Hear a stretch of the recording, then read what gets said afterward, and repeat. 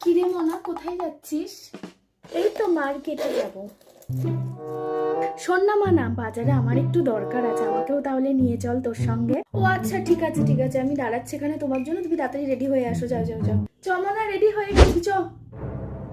কোথায় গেল? আমি জানতাম অজাত্তা আমাকে না নিয়ে একা একাই চলে যাবে, ড্যাং ড্যাং ড্যাং ড্যাং করতে পারে। অজাত্তাকে যখন জন্মেছিল তখন কেন যে গলাটা টিপে আমি মারলাম না, ভগবান আমার সব থেকে বড় ভুল হয়েছে। আজকে বাড়িতে তো শুধু ঢোক, জানোয়ার বজ্জাত মেয়ে, তোকে চায়ের সাথে যদি বিষ মিশিয়ে না খাওয়াতে পেরেছি তুই দেখে নিস। অজাত মেয়ে ঘরের একটা কাজে লাগে না, শুধু সারাক্ষণ সেজে গুজে বেরিয়ে পড়ে ঘোরার জন্য। আয় আজকে তুই ঘরে যা। বাবা, আমি আবার কি করলাম? আমি তো এখানে বসে জুতো পরছি, মা যদি চোখে না দেখতে পায় আমার কি দোষ? মা আমাকে তাই বলে মেরে ফেলার ফাঁদ পেতেছে। এ ভগবান, আজকে থেকে ঘরে চাই খাবো না।